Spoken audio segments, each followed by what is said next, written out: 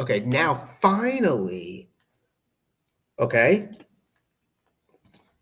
for Q3, we calculate 0.75 times 65. So that's what we calculate next. Okay? Now, once we calculate that, we get 48.75. So for Q3 in general, you always do 0.75 times your n. N is 65 in this case. We get 48.75. So we round that up to 49 because it's a decimal value. So the data then in the 49th position, the data value there is our third quartile. But what is that though? Well, we know that the 33rd data value is 4. The next, okay, so we have the first 14, then the 19 after that. You know, we handled that already. The next 12 data values all equal 5. And that's going to be from the 34th data value, right? Then the 35th, 36th, 37th, and so on, up to the 45th one, they're going to equal 5. Right? Normally what you do is you type in, find it, you're going to go from 33 plus 12. And that's the 45th data value.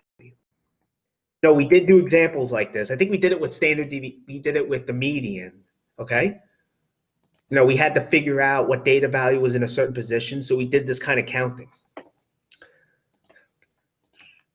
Right, so the first 14 we saw was 3. The next 19, which went from 15 to 33, right?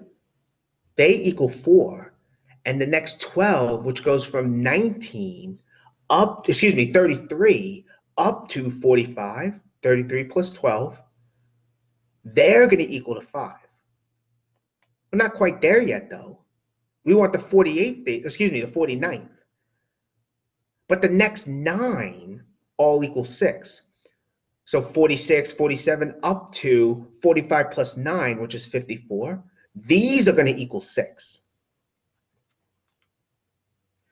These equal 6. So in particular, the 48th data value will be 6. And that's what we're looking for. 48th data value will be 6.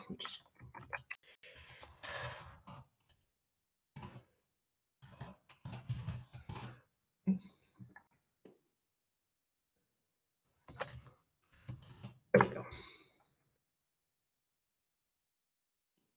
Now, I forgot to type those in, which I'm sorry about that, but I'm typing it in now, so just want to be sure. Okay. But so again, I hope this makes sense. What I'm trying to show you here is that the 49th data value is going to be 6. That's what I'm showing. You know, after Q3, we got the 34th to the 45th data value. They equal 5, okay? And then if you count the next 9 values, you know, 46, 47, 48, 49, 50, 51, 52, 53, 54. Those are all going to be 9. So the 46th to the 54th data value, they're going to be 6. So the 49th, in other words, is 6. So 6 is the third quartile. We got the min and max already. So those are the 5 number summaries.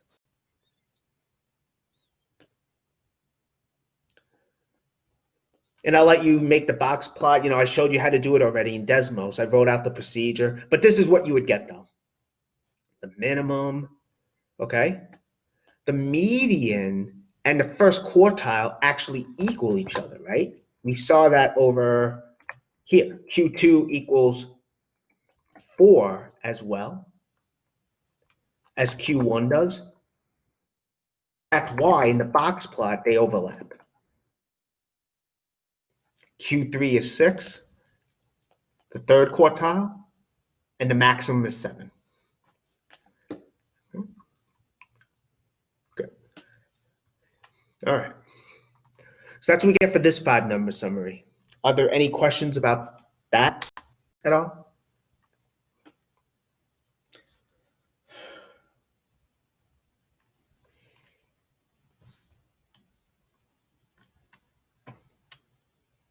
Okay. But here's another one. This one I want you guys to try on your own because I've done a few of these already. Take about, let's say, I don't know, 5 minutes or so.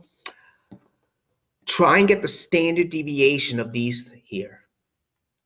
Okay? Remember, what you have to do is you have to get the mean, then then you subtract and square. It's just like what we saw before. So I don't think you have the solutions in front of you, so take about 5 minutes or so. Okay? I mean, do you have the solutions in front of you? I don't remember. Let me see. I don't think you do. Okay, wait.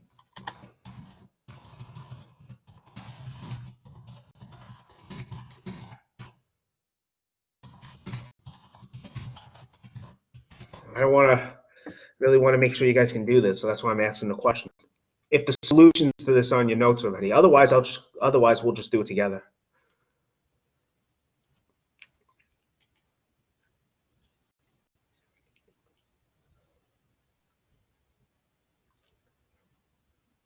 Okay.